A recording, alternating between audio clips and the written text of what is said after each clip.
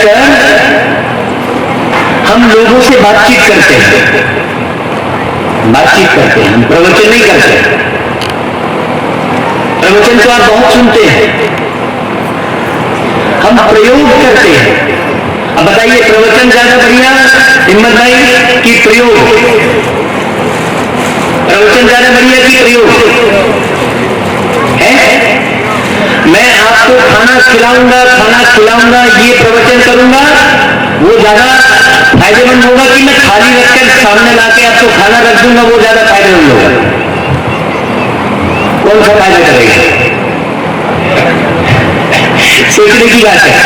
क्यों भाई, आप भूखे हो और मैं भोजन का भजन सुनाऊंगा आपको, तो भूख मिट जाएगी आपकी?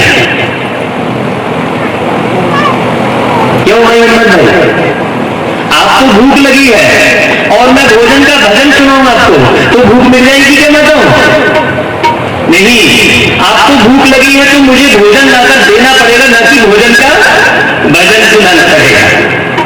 मैं लड्डू की आरती गाऊं बढ़िया, जय लड्डू देवा स्वामी, जय लड्डू देवा, ऐसा करूं तो आपको लड्डू की मिठास आ जाएगी क्या? या फिर मैं आपको लड्डू का फोटो दिखा दूं, आपको भोजन की थाली का मैं फोटो दिखा दूं, तो आपकी भूख मिट जाएगी क्या? अभी दुनिया में लोग यही कर रहे हैं, अभी सारे लोग यही कर रहे हैं, लोगों की भूख नहीं मिटा रहे हैं, भोजन का भजन सुना रहे हैं। लोगों की भूख नहीं मिटा रहे हैं, क्या कर रहे हैं? वो भोजन की थाली का फोटो दिखा रहे हैं, यही कर रहे हैं। और मैं वो नहीं कर रहा हूं, क्योंकि उस परवरदिगार ने मुझे बराबर भोजन की थाली बनाना सिखाया है और परोसना सिखाया है। भोजन का भजन गाना या भोजन की थाली का फोटो दिखाना नहीं सिखाया है उसने, प्रयोग करना। तो हम यहां पर 7 दिन जैसी भागवत आप सुनते आए हैं वैसी भागवत आपको यहां नहीं सुनाएंगे। 7 दिन में आपके जीवन को गारंटी के साथ निरोगी बनाएंगे, सबसे पहली बात, क्योंकि आपको मालूम नहीं है। पंडित जी, आपका नाम क्या है? ओम प्रकाश भाई जी के लिए ताली बजाइए। सवेरे से पूरा भिड़े हुए हैं। तो भागवत में सबसे पहला वर्णन क्या है आपको बता रहा हूं। कथा तो बहुत सुनी आपने, लेकिन श्रीमद् भागवत गीता का सबसे पहला वर्णन है अन्नकोश का। अन्नकोश, जब तक कहते हैं भूखे भजन न होए गोपाला, धर लो अपनी कंठी माला। भूखे भजन है। अभी हमारे राम प्रवेश भाई बहुत अच्छे साथी हमारे, जो आर्गन भी बजाते हैं और बहुत बढ़िया गीत गाते हैं, बहुत अच्छे अच्छे भजन सुनाते हैं। हमारे भोला राम भाई देखिए, एक सामने बैठे हैं राम प्रवेश, जिनके नाम के आगे राम है, जिनके हृदय में राम प्रवेश किया हुआ है। कई भागवत में हमारे साथ बजाए हैं और रंग प्रोग्राम दिए हैं, आपको नचाएंगे भी बढ़िया और आपको खुश करेंगे एकदम। तो इनके नाम के ओम महत पुण्यम पवित्र पापनाशनम आसाम हर्तो नित्यम लक्ष्मी तिष्ठति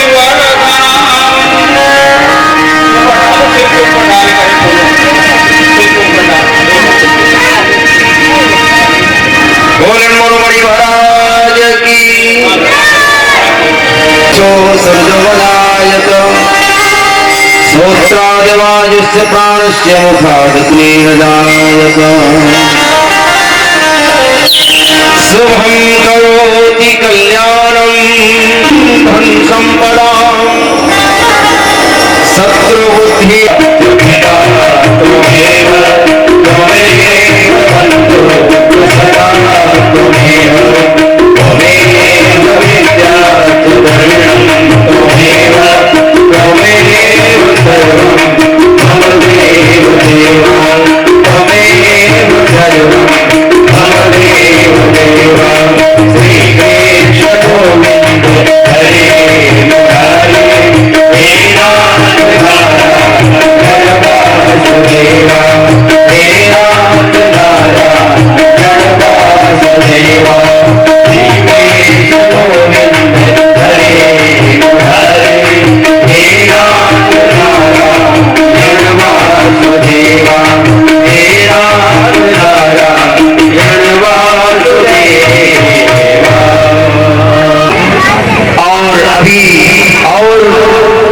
बरसात में और अगस्त में फिर से विदेश जाने की टूर है।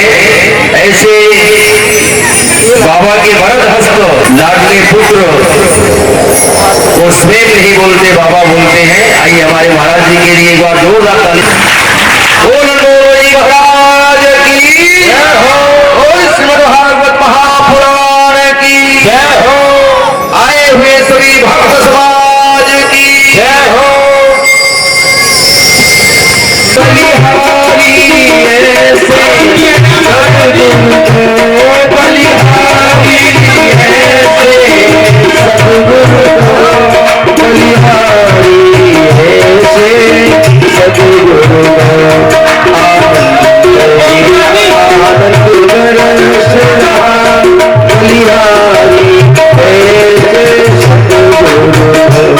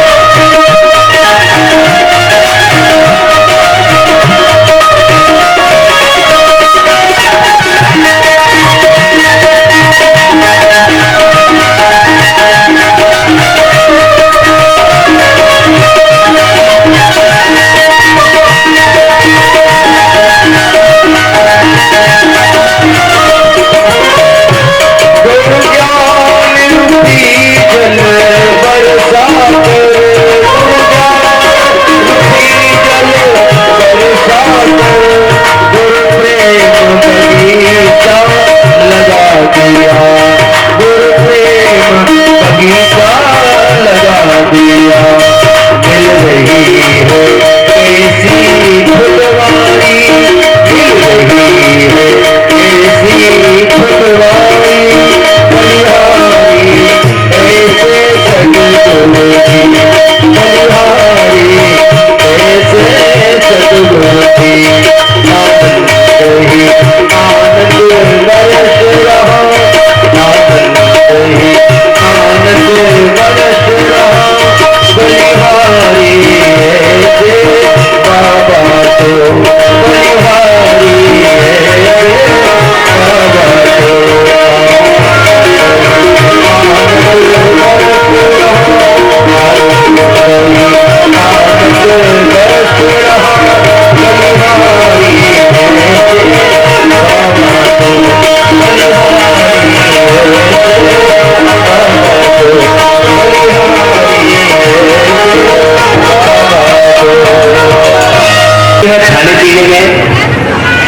उम्र बीत जाती है निंदाचारी करने में, और फिर भगवान के दरवाजे पर भी जब हम आते हैं, ऐसे आयोजन होते हैं, तो वहां भी हम ये नहीं हुआ वो नहीं हुआ, ऐसा होना चाहिए वैसा होना चाहिए, उसी लफड़े में पड़े रहते हैं।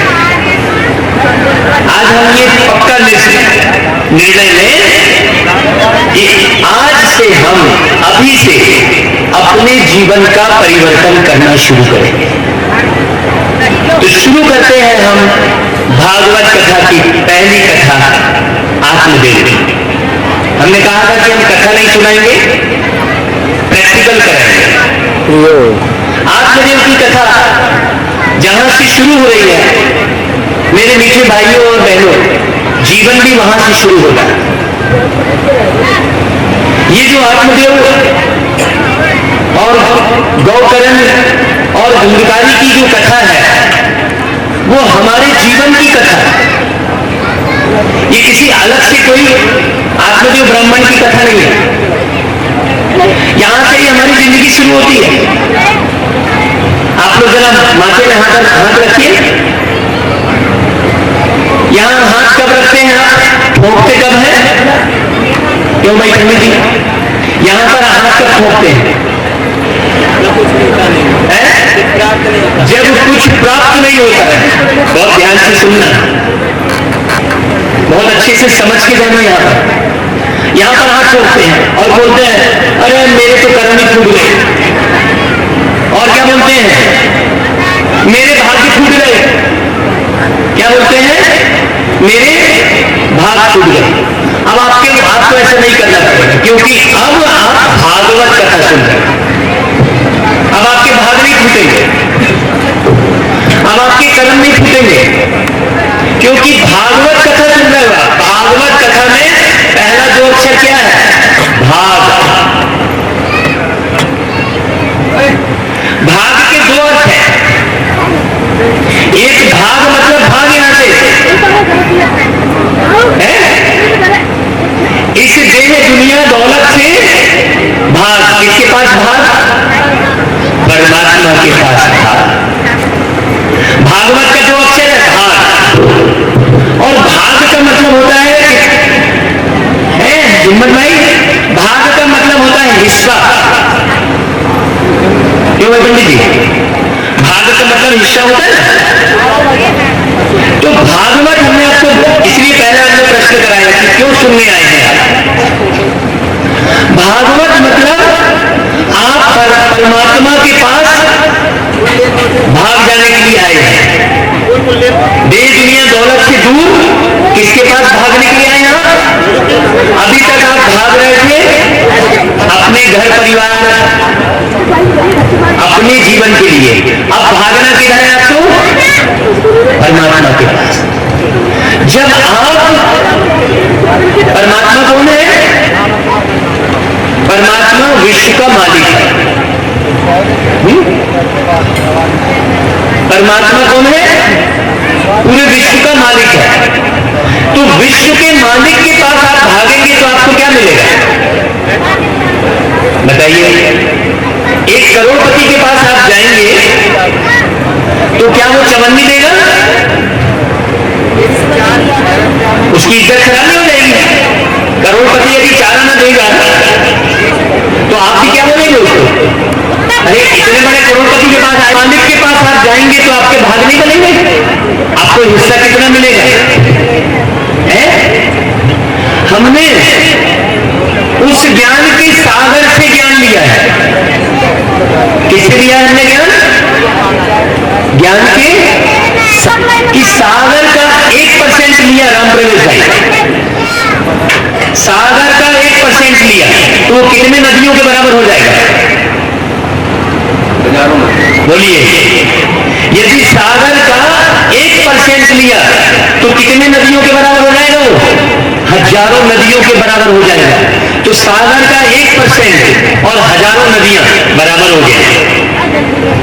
आप थोड़ा अच्छे से समझना। अभी आप मांग किससे रहे हो? अभी आप सागर से नहीं, सागर के पास नहीं जा रहे हो आप। इसलिए आप हमेशा गीत गाते हो। जरा वो 2 लाइन सुना ना, तू प्यार का सागर है, बजाना जरा। आप गीत गाते हो, तू प्यार का सागर है, तू प्यार का सागर है, तेरी एक बूंद के प्यासे हम, तेरी एक बूंद के प्यासे हम, लौटा जो दिया तूने, लौटा जो दिया तूने, राह भटके थे कहाँ से हम भगवान से क्या पूछ रहे हैं? हम भगवान के लिए क्या बोल रहे हैं कि हे प्रभु, तू प्यार का सागर है और तेरी एक बूंद के प्यासे। सोचो, वो प्यार का सागर है और सागर के किनारे जाकर कोई बोले कि मैं दूध का प्यासा हूं, इसका मतलब वो सागर के किनारे नहीं गया है। क्यों भाई पंडित जी? आप किसी भी सागर के पास जाकर आप बूंद के प्यासे रहेंगे क्या? सोचने की बात है। और हम पूछ रहे हैं कि आकर बता दे परमात्मा कि हम राह कहां से भटके थे। तो देखो, हमने शुरुआत की थी आपकी, आप माथा मारते हो, राह कहां से भटके थे? यहां से। जरा ध्यान से सुनना पंडित जी, आत्मदेव ब्राह्मण की कथा से हम राह भटके थे। इसीलिए भागवत कथा आत्मदेव ब्राह्मण की कथा से शुरू होती है। ये कथा शुरू हो रही है, ये उच्च अवस्था की बात है। आप पहले पहले धरती पर आए थे, जब आप पहले चाहे वो राम प्रवेश भाई हो, चाहे वो पंडित जी हो, चाहे वो भोला राम भाई हो, चाहे मैं हूं, चाहे धर्मपत्नी, चाहे हिम्मत भाई आए थे, तो आत्मदेव ब्राह्मण की तरह ही थे आप। जब आप पहली बार धरती पर आए, यहां हम आपका कोई मनोरंजन कर नहीं रहे हैं, यहां हम कोई कथा कहानी नहीं सुना रहे हैं, यहां जीवन का रहस्य बता रहे हैं। आपका जीवन कहां से शुरू हुआ, कहां से शुरू हुआ? जरा कॉर्डलेस माइक पहुंचाइए भैया। आत्मदेव ब्राह्मण की कथा को हम प्रैक्टिकल करेंगे, प्रैक्टिकल। कॉर्डलेस माइक पहुंचाइए किसी भी भाई के पास। ये लीजिए। हाँ, कहां से जिंदगी शुरू हुई आपकी? थोड़ा माइक चालू कर दो भाई। मां के दूध से, मां के दूध से। बहुत बढ़िया बात है। मां के दूध से पहले आप कहां थे? मैया के गर्भ में, मैया के गर्भ में थे। बहुत बढ़िया बात है। मैया के गर्भ से पहले कहां थे? पहले जन्म में होंगे, पहले जन्म में होंगे। ओके, आत्मदेव ब्राह्मण के समान आप थे। बहुत बढ़िया, बहुत सुंदर। देखिए, आत्मदेव ब्राह्मण की कथा, आपकी क्या धन था उसके पास? बहुत धन था, बहुत सारी गौशालाएं थी, मतलब इतना धनवान था, जिंदगी थी उसकी। लेकिन वो धन कहां लुट गया? जब वो आत्मदेव की स्थिति से नीचे आया। बहुत अच्छे से सुनना पंडित जी, जब वो आत्मदेव की स्थिति से नीचे आया, कहां नीचे आया? इस आंख से दुनिया को देखना शुरू किया। क्या देखना शुरू किया? पहले तो वो खूब धनवान था, बहुत सुंदर पत्नी थी उसकी, उस पत्नी का नाम था धुंधली। तो सुंदर पत्नी, सुंदर घर परिवार। अब नीचे आया, उसके अंदर भावना क्या आई कि अरे इतना सारा धन है, दुख होना शुरू हो गया। जैसे ही वो नीचे आया, दुख होना शुरू हो गया। काहे का दुख होना शुरू हो गया? लोग उसको कहने लगे कि क्या काम का तेरा इतना सारा धन, खाने वाला तो कोई है ही नहीं तेरे घर में। बहुत ध्यान से सुनना, लोग कहने लगे, पहले सुखी था वो, पहले भगवान का बढ़िया भजन कर रहा था, परमात्मा के साथ उसका बढ़िया संबंध था, और धन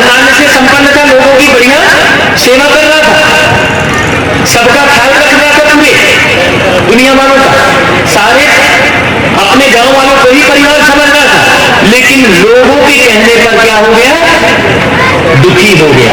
इसलिए किशोर कुमार जी ने गीत गाया, लोग कहेंगे लोगों का काम है कहना, छोड़ो बेकार की बातों में, छोड़ो बेकार की बातों में, कहीं दीप न जाए रहना। तो कुछ तो लोग कहेंगे। अभी मैं आपको बता रहा हूं, आज जो ब्राह्मण की कथा से आपकी बीमारी का इलाज शुरू हो रहा है, सबसे बड़ा रोग क्या कहेंगे लोग, ये सबसे बड़ा रोग है। यार मेरा गला बैठ गया है, मैं गाऊंगा तो लोग क्या कहेंगे, कह लो ना आपको जो कुछ कहना है। अगर आपको मेरा गला बैठ गया, खराब हो गया है, तो सुधार दो आप। क्यों भाई, किसी के कहने की परवाह नहीं करना है, अपने स्वभाव में रहना है, अपने स्वभाव। हम क्या करते हैं, आत्मदेव ब्राह्मण की तरह लोगों के कहने पर आकर अपना स्वभाव बदल लेते हैं। आप अपने स्वभाव को समझना शुरू कीजिए, आपका क्या स्वभाव है। चलिए इस पर हम एक प्रैक्टिकल अभ्यास करते हैं। ऑर्डनेस माइक, ऑर्डनेस माइक किसी भी भाई के पास ले जाइए, अपने स्वभाव को पहले समझिए। आत्मदेव ब्राह्मण ने क्या किया, जो दानी का स्वभाव था उसका, जो पूरे गांव को अपना परिवार मानने वाला स्वभाव था, वो स्वभाव बदलकर कहां केंद्रित हो गया, जब लोगों ने ये कह दिया कि क्या काम का तेरा इतना धन, खाने वाला तो कोई है ही नहीं, है खाने वाला तो कोई है ही नहीं, क्या काम का तेरा धन। तो उसको ये सोचना चाहिए था कि खाने वाले तो इतने सारे दुनिया के लोग बैठे हैं, कैसे कोई नहीं है, उसको ये सोचना चाहिए था। लेकिन लोगों के कहने पर आकर वो लोगों के हिसाब से सोचने लग गया कि हाँ भाई सही बात है, खाने वाला तो कोई है नहीं, तो खाने वाला किसका चाहिए, खाने वाले के लिए एक गर्भ से संतान चाहिए, वही खाने वाला कहलाएगा। इसलिए भागवत में भंडारे का आयोजन होता है। भंडारे का आयोजन क्यों किया जाता है कि भाई आप सबके लिए दरवाजा खोलो, केवल अपनी संतान के बारे में मत सोचो, इसलिए भंडारे का आयोजन किया जाता है।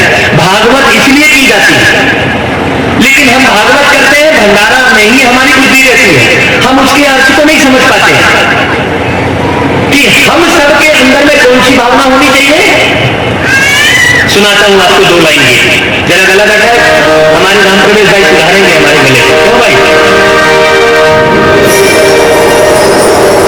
दो लाइन सुनिएगा, कर रहा हूं मैं आपको दूसरे लोग की तरह, थोड़ा गीत सुन लीजिए।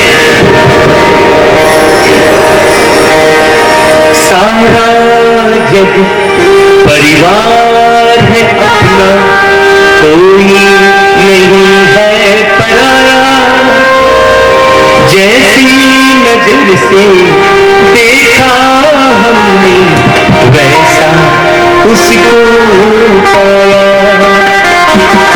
सारा परिवार है अपना, कोई नहीं है पराया, जैसी नजर से देखा हमने वैसा उसको पाया। और मन को मंगल मार्ग पे लाना, क्या करना, क्या बोला, मन को मंगल मार्ग पे लाना सबसे बड़ी है कला, मन को मंगल मार्ग पे लाना सबसे बड़ी है कला। आगे क्या करना है, सोचो भला करो भला, हमको हमारे बाबा से प्यारा मंजिल मिला,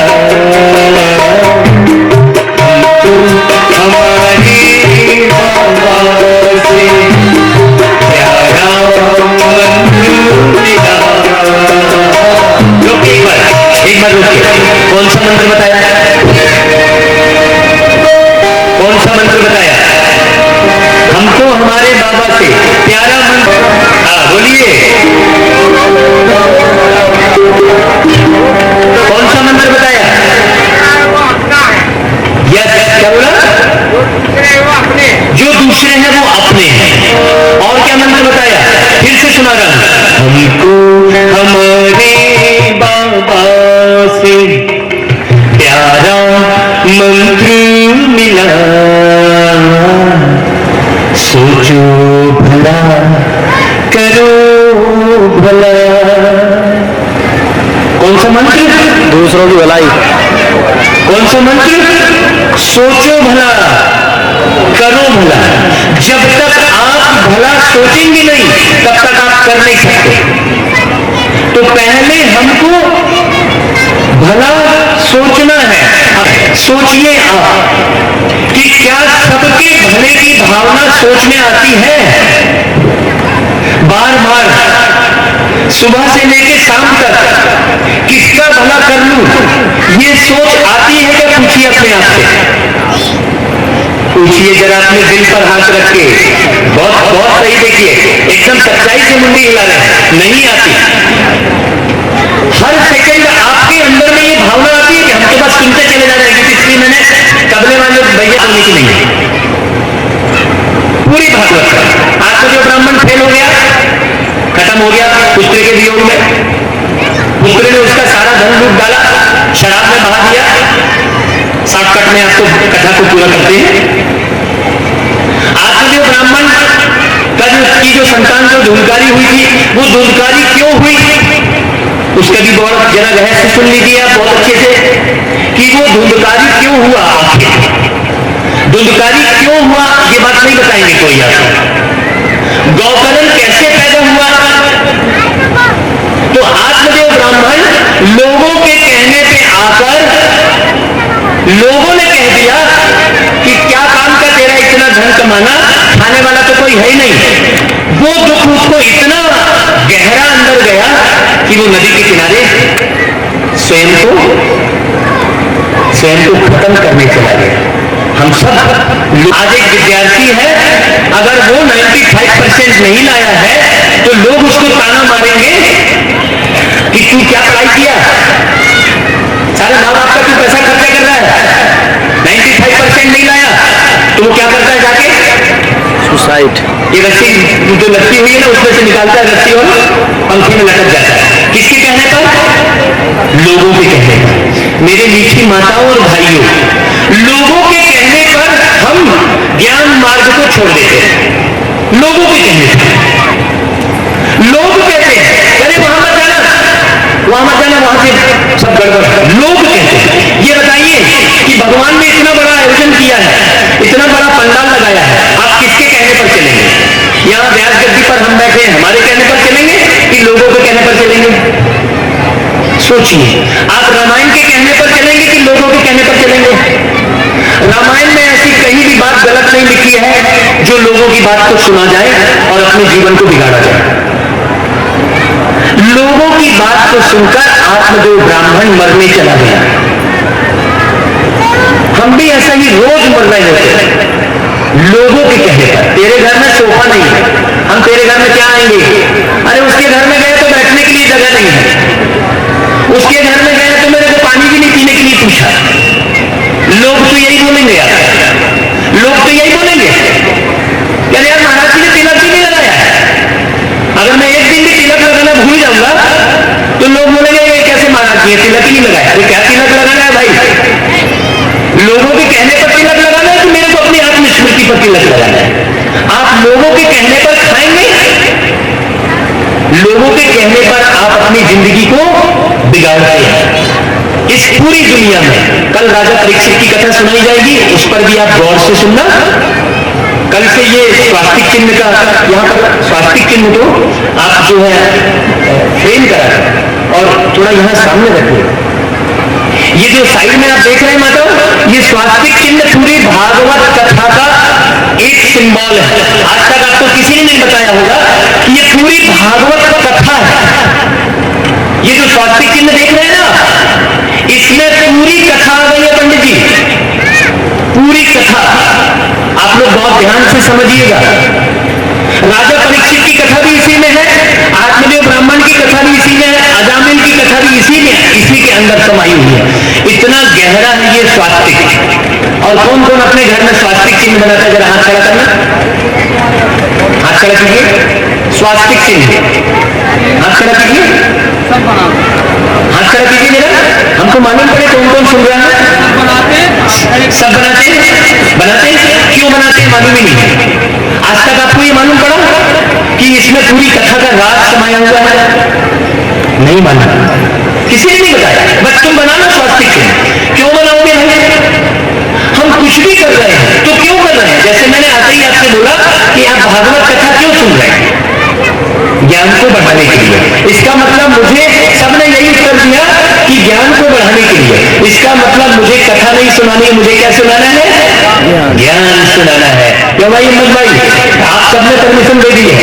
हमारे हिम्मत भाई हमको फोन पे बोल रहे थे कि महाराज जी वो भागवत कथा हो रही है तो आप कैसा करेंगे, ऐसा हमको बोल रहे थे। हमने कहा लोग जो बोलेंगे हम वो करेंगे। हमने हिम्मत भाई से बोला आप हिम्मत रखिए, लोग जो बोलेंगे हम वही करेंगे। अभी लोगों ने क्या बोला कि हम ज्ञान सुनने आए हैं, कथा सुनने नहीं, तो हम आपको पूरा ज्ञान सुनाएंगे। कथा केवल एक आधार रहेगा। तो आत्मदेव ब्राह्मण जब मरने चला गया तो रक्षक वो परमात्मा है ना, रक्षा करने वाला हर पल देख रहा है कि लोगों के कहने पर आकर ये अपनी जीवन लीला समाप्त कर रहा है, तो मैं तो इसको बचाऊं। तो जैसे ही नदी में नहाने जा रहा है, मैंने डूबने जा रहा है, वो वहां पर एक संत को वो परमात्मा भेज रहा है। हम आप भी बहुत सारे लोग डूबत खाते में जा रहे होंगे, तो हिम्मत भाई ने मुझे निमित्त बनाकर यहाँ बुलाया है। सबकी डूबती नैया पार होगी, पक्की बात बता रहा है, गारंटी ले रहा हूं। आपकी सबकी डूबती नैया पार होगी, लेकिन शर्त बस इतनी है, शर्त इतनी है कि आप लोग रोज समय पर आए। समय भी हम निश्चित नहीं करते हैं। यदि आप कहेंगे कि सुबह 5 बजे भागवत कथा शुरू कीजिए महाराज जी, तो हम 5 बजे सुबह भागवत कथा शुरू कर देंगे। किसको किसको टाइम है? सुबह यदि आप बोलेंगे 4 बजे भागवत कथा शुरू कीजिए, 3 बजे सुबह शुरू कीजिए बोलेंगे, तो हम जब दुबई गए थे तो वहां 3 बजे प्रोग्राम शुरू होता था, सुबह 3 बजे। हम आप जो कहेंगे वो करेंगे। क्यों? क्योंकि हम इस चौकी पर बैठे चौकीदार हैं और आप जमी पर बैठे जमींदार हैं। तो जमींदारों को हम प्रणाम करें। हम इस चौकी पर बैठे चौकीदार हैं, तो चौकीदार क्या करेगा? अपना आदेश चलाएगा कि जमींदारों की बात सुनेगा। अब बता दीजिए जमींदारों, कितने बजे भागवत शुरू करना है?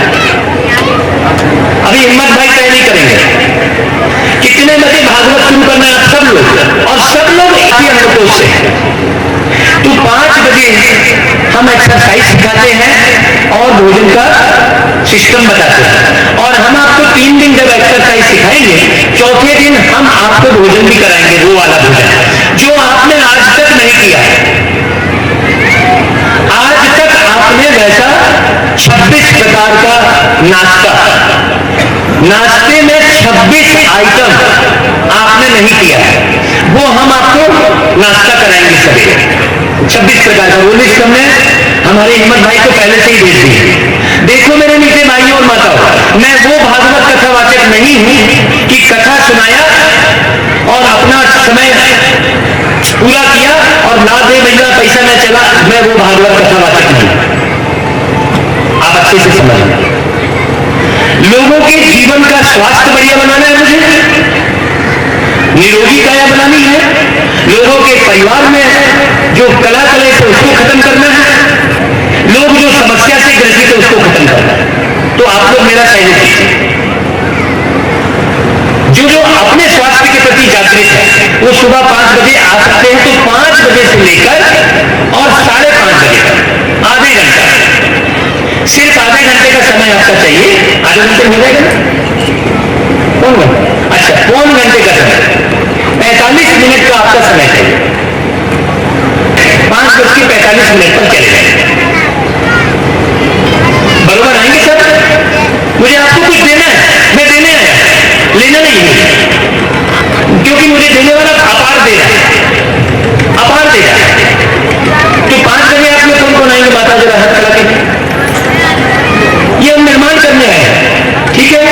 तो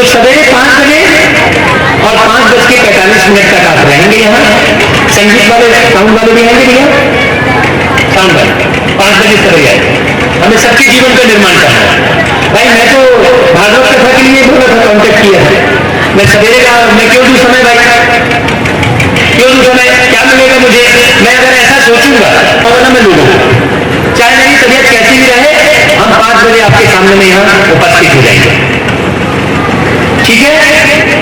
और संगीत के साथ नृत्य भी कराएंगे आपको, और ऐसी एक्सरसाइज कराएंगे जो आपका फेफड़ा पूरा साफ होगा, आपका हृदय मजबूत होगा, आपकी किडनी मजबूत होगी। आप थोड़ा अच्छे से समझ लीजिए, किसी की भी जिंदगी फेल होती है कहां से? हाथ कटने से खत्म नहीं होता व्यक्ति, पैर कटने से खत्म नहीं होता, लेकिन हार्ट फेल हो जाने से।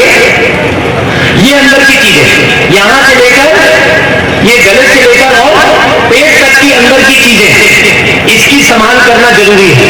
किडनी फेल हो गई, आदमी खत्म हो गया, लीवर फेल हो गया, आदमी खत्म हो गया। तो ये जो एक्सरसाइज हम कराते हैं, ये किडनी, लीवर और हार्ट और फेफड़े को मजबूत करने वाली एक्सरसाइज कराते हैं।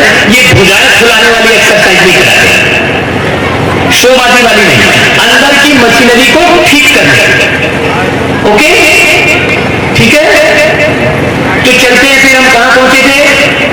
आत्मदेव ब्राह्मण कहां था? नदी पर था। उसको भगवान ने भेजा एक संत। बोला क्यों भाई, तुम क्यों मरना चाह रहे हो? बोले मेरी संतान नहीं है। तो संतान नहीं है तो क्या हो गया? इतना सारी दुनिया है, इतने सारे लोग भूखे मर रहे हैं, तो उनको अपना कोई संतान बना ले। बोले नहीं, अब तो मैं बहुत दुखी हो गया हूं, लोगों के ताने सुन सुनकर अब मेरी जीने की इच्छा खत्म हो गई है। तो संत ने क्या बोला उसको? संत ने बोला कि अच्छा चल भाई, तू एक काम कर, ये फल ले, तू ये फल जब तू अपनी पत्नी को खिलाएगा तो तेरी पत्नी गर्भवती हो जाएगी, संतान की उत्पत्ति हो जाएगी। अब यहां पर क्या सिद्ध हो रहा है? संत फल दे रहा है, इसका मतलब यहां पर कौन सी बात सिद्ध हो रही है?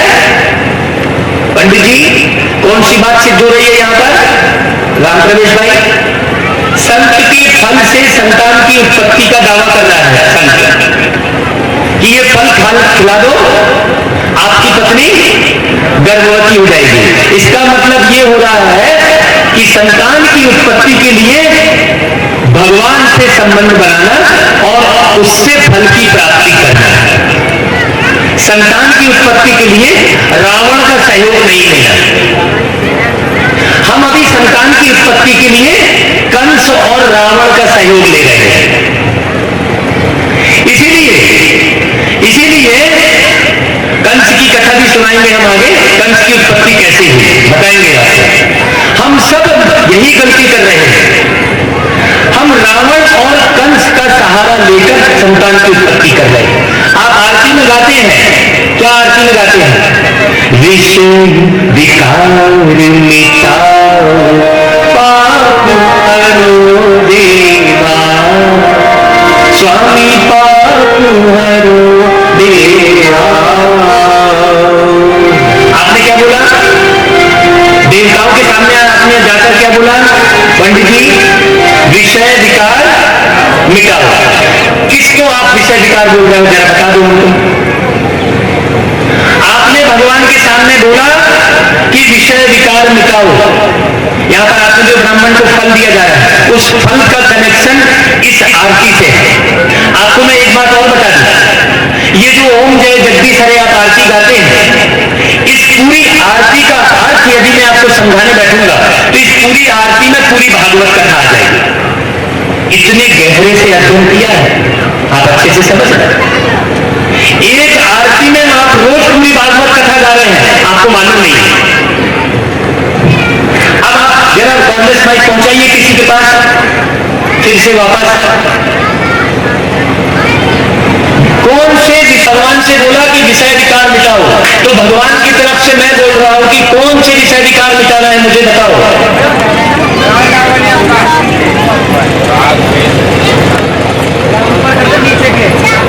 एक ही व्यक्ति जवाब दे रहा है। गुड गुड गुड गुड, बहुत बढ़िया, तालियां बजाइए भाई। विषय बोल रहे हैं, क्रोध में काला मुंह कर दिया नहीं बोलते हैं। ही काला मुंह कर दिया बोलते हैं, और काम को कटारी बोलते हैं, क्रोध को कटारी नहीं बोलते, अभिमान को कटारी नहीं बोलते। तो संत के लिए कथा की शुरुआत पवित्रता से। तो मेरी मीठी माताओं और भाइयों, कल सुबह जब आप 5 बजे आएंगे तो नहा धोकर आएंगे। ये जो एक्सरसाइज है, ये एक्सरसाइज भी आपकी भागवत कथा से जुड़ी हुई है। आपको इतना गहरा, हमने आपको क्या कहा था कि मैं केवल प्रवचन नहीं करूंगा, मैं एक एक बात को प्रैक्टिकल आपसे कराऊंगा, प्रैक्टिकल कराऊंगा। रामप्रवेश भाई, आप सब लोग 5 बजे तैयार रहिएगा, कोई भी नहीं सोएगा 5 बजे, ओके? 5 बजे सब लोग यहाँ पर है ना। हमारे हिम्मत भाई के लिए तालियां बजाइए, बहुत उमंग उत्साह है उन्होंने, सवेरे 5 बजे से अलाउंस शुरू कर दिए थे। तो आत्मदेव ब्राह्मण को फल देना इस बात को सिद्ध करता है कि भगवान से जो प्राप्त फल है उसको खाने से जब संतान की उत्पत्ति हो सकती है, जब एक फल को खाने से एक नए जीव की उत्पत्ति हो सकती है, तो क्या इस जीव को संभाला नहीं जा सकता? बने बनाए जीव को नहीं संभाला जा सकता क्या? लेकिन हम इस बने बनाए जीव को संभालने के लिए न जाने कितने प्रकार की चीजें खा रहे हैं, भ्रमित। हम सोच रहे हैं कि वो अंडे में विटामिन प्रोटीन है, सोचिए। हम क्या सोच रहे हैं? वो मांस मटन में ताकत है, हम ये सोच रहे हैं। जबकि आत्मदेव ब्राह्मण की कथा हम सुन रहे हैं तो क्या बताया जा रहा है? क्या बताया जा रहा है कि जाओ अपनी पत्नी को ये फल दे दो। मतलब एक फल से एक जब नए जीव की उत्पत्ति हो सकती है, तो क्या फल खाने से, क्या इस बने बनाए जीव को, ये क्या है शरीर आपका? ये जीव है, ये शरीर है जीव, और उसमें आप बैठे हैं आत्मदेव। शरीर है जीव और उसमें आप बैठे कौन है? आत्मदेव। आप बैठे हैं जीव आत्मा, दोनों को मिलकर क्या बनता है? जीव आत्मा। आप अभी तक क्या सोच रहे थे? अभी तक आपको क्या सिखाया गया था? जरा इस पर भी थोड़ा कॉन्टेक्स्ट माइक पहुंचाइए। प्राण कहां पर है भाई आपके? आपके प्राण कहां पर है? और उनसे पूछिए, इधर माता नहीं लगी, जरा ध्यान दीजिए। आप नहीं, उनसे मत पूछिए, बाबूजी से मत पूछिए, बाबूजी आप नहीं जवाब क्या? कोई भी माता, चलो जोड़ देखो, चलो कोई बात नहीं, कोई पूछते हैं, हृदय के पास हाथ करते हैं। नहीं, आप कहां बैठे हैं राम प्रवेश भाई? यहां बैठे हैं। आप फल दे रहा है, ये ज्ञान रूपी फल दे रहा है, आप उसे अच्छे से खाइए और अपने पत्नी को भी खिलाइए। जब ज्ञान रूपी फल अंदर जाएगा तो गौकर्ण की उत्पत्ति होगी। अब आप समझिए बहुत अच्छे से। पंडित जी आप ये बताइए, पंडित जी के हाथ में माइक दीजिए, यहां पर पंडित जी की बारी आ गई, यहाँ पंडित जी के हाथ में दीजिए माइक, देखिए आपको कितना आनंद आएगा। पंडित जी बताइए आप कि किसी की, अब वो धूंधली ने क्या किया? कथा में वर्णन है, कथा की बात कर रहा हूं। धूंधली ने क्या किया? धूंधली ने दिया हुआ जो फल था उसे किसको खिला दिया? पंडित जी गाय के लिए, गाय को खिला दिया। अब पंडित जी से पूछ रहा हूं मैं, गाय को खिलाया तो गौकर्ण की उत्पत्ति गाय से हुई। अब पंडित जी आप ये बताइए कि आज तक किसी भी गाय से कोई मनुष्य जन्म ले सकता है क्या? नहीं लिया। बताइए तो फिर कथा कैसे सुन रहे हैं?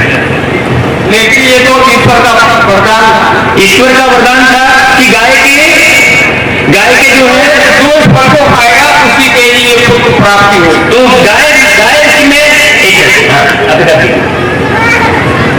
पंडित जी ने कहा कि ईश्वर का वरदान था। ये बताइए ईश्वर को मनुष्यों की कमी थी क्या? जो गाय के गर्भ में फल को दे दे। और सबसे बड़ी बात, ऐसा कदापि नहीं हो सकता। ईश्वर ऐसी उल्टी रचना क्यों करेगा? कभी किसी मनुष्य के गर्भ से कोई दूसरे जीव की उत्पत्ति हुई है क्या? सर्प की योनि से कोई बिल्ली उत्पन्न हुई है क्या? तो गाय के गर्भ से मनुष्य कैसे पैदा हो जाएगा? कथा कथा झूठ नहीं बोल रही है, कथा सत्य बोल रही है। मैं कथा को झूठा नहीं बोल रहा हूं, समझने का अंतर है। नहीं, ये बात अभी बाकी है।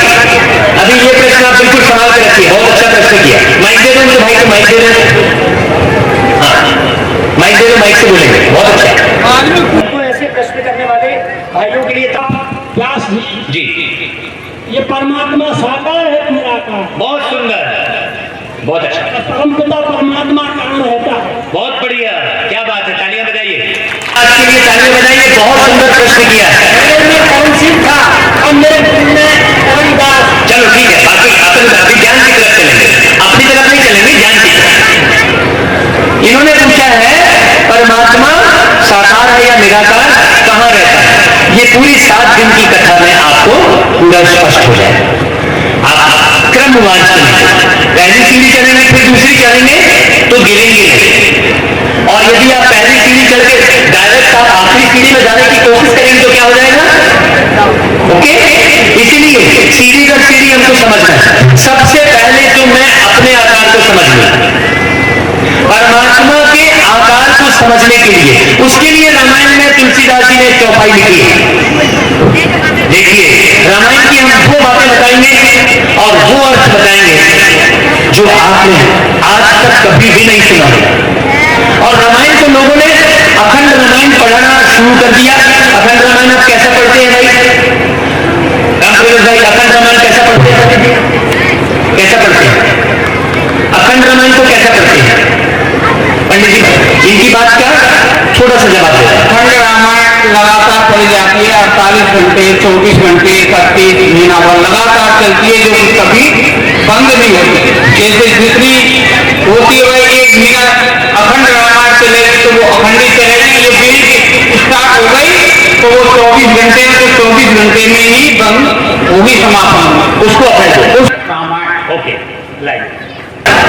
और फिर हमने अखंड रामायण का कॉन्ट्रैक्ट दे दिया किसी को, और फिर हमने उसमें भी मनोरंजन डाल दिया। फिल्मी गाने पर आधारित फिल्मी धुन पर चौपाई गाएंगे हम। तो जैसे जैसे फिल्मी धुन पर चौपाई गाएंगे तो गाना कौन सा याद आएगा? वो फिल्मी गाना याद आएगा। और फिर जल्दी जल्दी पढ़ना। ये बताइए, उस अखंड रामायण को पढ़ने पर 24 ज्ञान की प्राप्ति हुई। खग जाने खग ही की भाषा, इसका क्या अर्थ हुआ? और क्यों बोल रहे हैं तुलसीदास जी इस चौपाई को? खग जाने खग ही की भाषा, ये चौपाई तुलसीदास जी ने बोली है और आप लोगों ने अखंड रामायण पढ़ी है। अभी मैं आपको अखंड रामायण का अर्थ बताता हूं।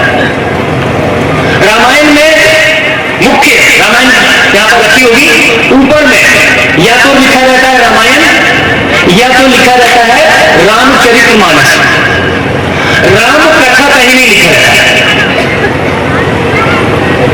ऊपर हेडिंग में राम कथा नहीं लिखा रहता है, लेकिन हम कथा सुन रहे थे। चरित्र मानस, मानस यानी मनुष्य। हे मनुष्य, इस रामायण को पढ़कर तू अपने राम के समान चरित्र बना।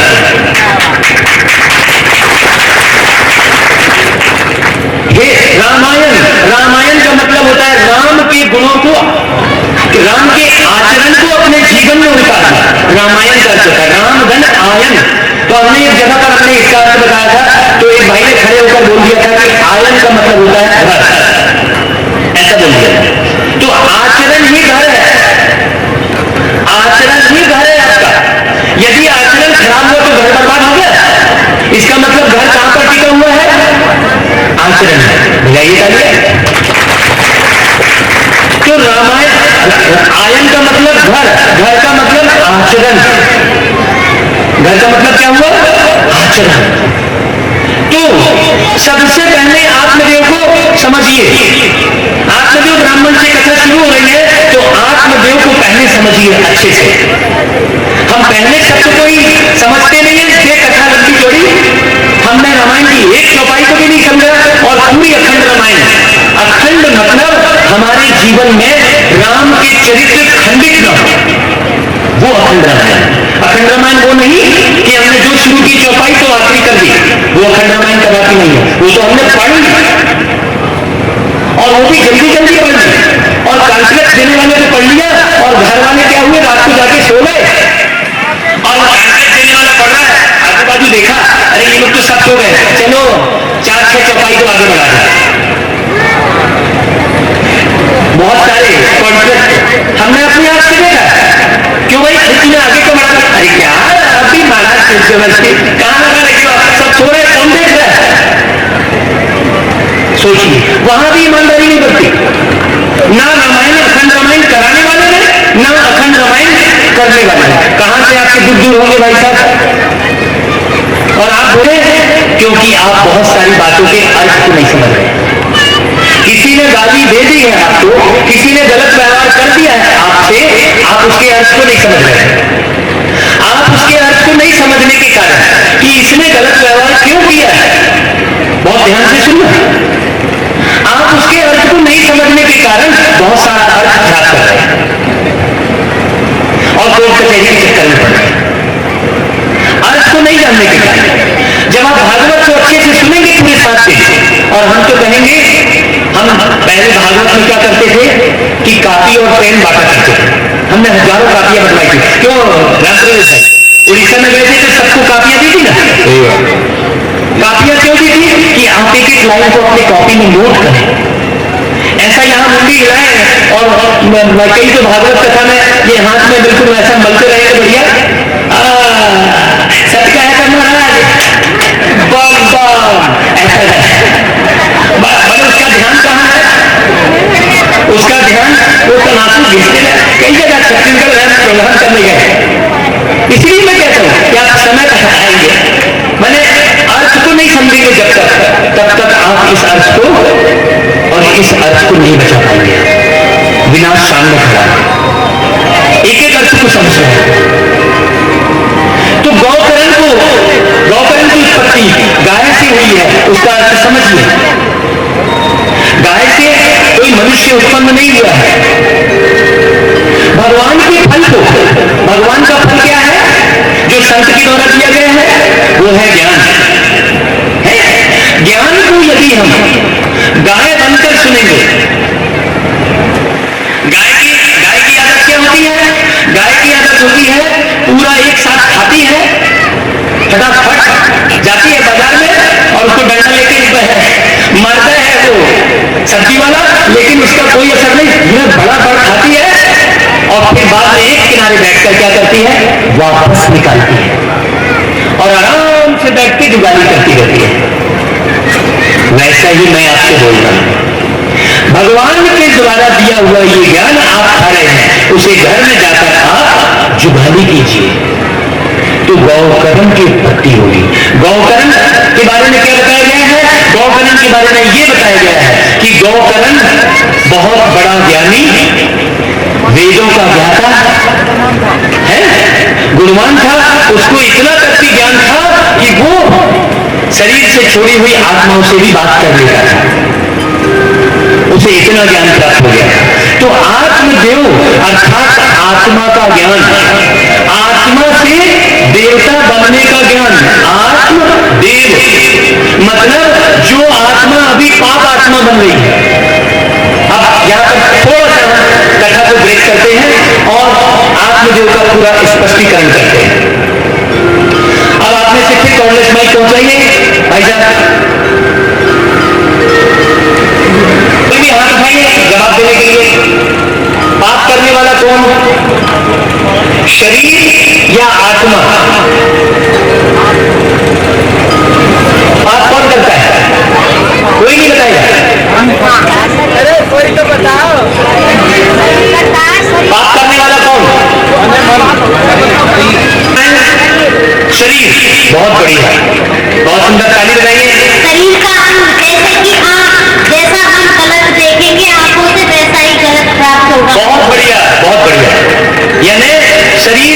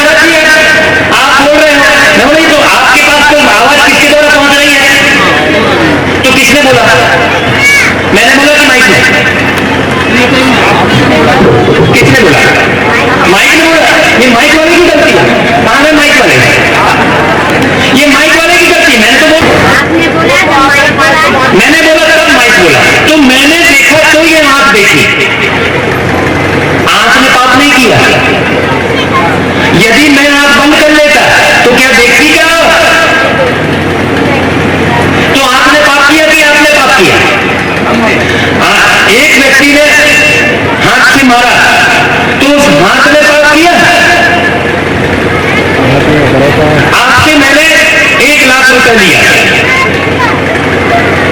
चलो मैंने और आपने का उदाहरण छोड़ दो, एक व्यक्ति ने दूसरे व्यक्ति से 1 लाख रुपए लिया, तो 1 लाख रुपए लिया उसने दाहिने हाथ से, ओके, 1 लाख रुपए दाहिने हाथ से दिया उसने और कहा 1 महीने बाद लौटा दूंगा, लेने गया तो उसका दाहिना हाथ टूट चुका है। तो क्योंकि उसने दाहिने हाथ से लिया था, तो क्या वो 1 लाख रुपए वापस लौटाने का हकदार है? क्योंकि है कि नहीं है? क्यों? उसने तो दाहिने हाथ से लिया था और दाहिना हाथ टूट गया। नहीं, लेने वाला देने वाली बात नहीं है। यहाँ पर दाहिने हाथ से, मान लो बायां हाथ से लिया, चलो छोड़ो, अब आप दाहिना बायां कर लो, बाएं हाथ से लिया और वो हाथ कट गया, तो क्या वो व्यक्ति 1 लाख रुपए देनदार है? आप लोग बताइए। तो फिर हाथ ने लिया तो वो कैसे देनदार होगा? तो हाथ के माध्यम से किसने लिया? हाथ के माध्यम से। अब पीछे वाले भैया जिसने बोला था शरीर पाप कर रहा है, अब आप अच्छे से समझ जाओ, पाप कौन कर रहा है, शरीर या आत्मा? आत्मा पाप कर रही है। पंडित जी बहुत अच्छे से सुनिएगा। इसलिए क्या कहते हैं, कोई भी व्यक्ति पुण्य करता है तो पुण्य शरीर बोलते हैं, क्या पुण्य आत्मा बोलते हैं, क्योंकि पुण्य करने वाला कौन? आत्मा। और पाप करने वाली कौन? आत्मा। आत्मा कौन है? कौन है आत्मा? आत्मा कौन है? परमात्मा। सब आत्मा है, सब आत्मा है कि आप आत्मा है? सब आत्मा है, आप नहीं हो आत्मा, हम भी हैं। तो पाप करने वाले कौन? हम कौन? आत्मा, ना कि शरीर। अब पाप किसने किया? अनमोल मणि नाम के शरीर में बैठकर मैंने पाप किया। अब ये बताइए, मैं अनमोल मणि इस शरीर को छोड़ के चला जाऊंगा तो आप क्या करेंगे इस शरीर को? मैं इस शरीर को छोड़ के चला जाऊंगा तो क्या करेंगे इस शरीर को? जला देंगे, ओके। तो मैंने इस शरीर में बैठकर पाप किया, तो फिर शरीर जलने के साथ पाप जल जाना चाहिए। जब शरीर ने पाप किया, जब शरीर ने पाप किया, तेज कैसे पैदा हुआ? कब उसने पाप कर लिया? किस कर्म की सजा मिली उसको? उस आत्मा ने पहले पाप किया। मैंने इस शरीर में रहकर पाप किया, तो फिर नेक्स्ट शरीर में मुझे नेक्स्ट शरीर में मिलेगा ना फल भाई, है? आपने जिस माध्यम से आपने पाप कर्म किया है, तो फल भी आप किसके माध्यम से प्राप्त करेंगे? शरीर के माध्यम से ही उस पाप कर्मों का फल पाएंगे, शरीर के माध्यम से। तो आपने मानव शरीर में पाप कर्म किए हैं, तो कुत्ते शरीर में जाकर आपको फल की सजा मिलेगी क्या? नहीं मिलेगी। मानव शरीर में पाप कर्म किए हैं तो मानव शरीर में ही आपको सजा मिलेगी। आज आप जो दुखी हैं, आज आपको जो परेशानी हो रही है, वो किसके पाप कर्म की सजा है? आत्मा के, मुझ आत्मा के ही पाप कर्म की सजा है। तो ये जो भागवत कथा का आयोजन और आत्म जो ब्राह्मण की जो कथा सुनाई जा रही है, वो आत्मा को देवता बनाने की ओर आगे बढ़ाने के लिए ये कथा सुनाई जा रही है कि हे आत्माओं, अब देवता बनने के लिए आगे बढ़ो। इसलिए गुरु ग्रंथ साहिब में लिखा है, मनुष्य से देव किए करत न लागी बात। तो अब ये बात समझ गए आप कि फल किसने खाया? गाय के समान यदि हमारे गुण बन जाएंगे तो गौकरण के समान हमारे ज्ञान हासिल हो जाएगा। और देखिए, आप बहुत ध्यान से सुनना, हम सुनाते चले जा रहे हैं, हम आपसे प्रश्न भी करेंगे। अब धुंधकारी कहां से पैदा हुआ? गौकरण कहां से पैदा हुआ? संत के फल से गौकरण पैदा हुआ। और धुंधकारी कैसे पैदा हुआ? दूसरे के बच्चे को छीन लिया, किसने? धुंधली। इसका मतलब दूसरे के बच्चे को फ्री में अपना बच्चा घोषित कर दिया। ठीक है, पूरी कथा आप सुनना बहुत अच्छे से। तो धुंधकारी पैदा हुआ। धुंधकारी कैसा था? धुंधकारी था शराबी, जुआरी, वेश्यावृत्ति करने वाला।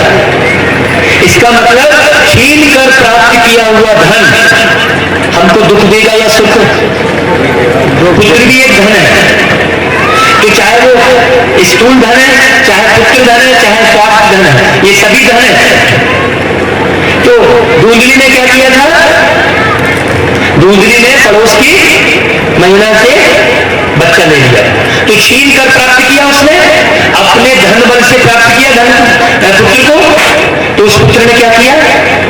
अब उस पुत्र ने, अब धुंधकारी ने कैसा जीवन दिया? धुंधकारी ने प्रेम वाला जीवन नहीं दिया, माँ बाप से भी प्रेम नहीं किया उसने किससे प्रेम किया? धन दौलत से। उसने किससे प्रेम किया? वेश्याओं से प्रेम किया। बहुत ध्यान से सुनना, उसने किससे प्रेम किया? शराब से। तो यहां पर क्या बताया जा रहा है कि शराब से प्रेम करने वाला, शराब पी रहा है, शराब से प्रेम कर रहा है। धन के पीछे भागने वाला, धन से प्रेम करने वाला, माने पराई नारी को देखने वाला प्रेत योनि में जाता है। धुंधकारी क्या बन गया? प्रेत बन गया। प्रेत मतलब क्या हुआ? जिसने इस धरती पर रहकर सच्ची आत्मीय प्रीत नहीं की, मतलब आत्मदेव से उत्पन्न संतान नहीं थी वो धुंधकारी।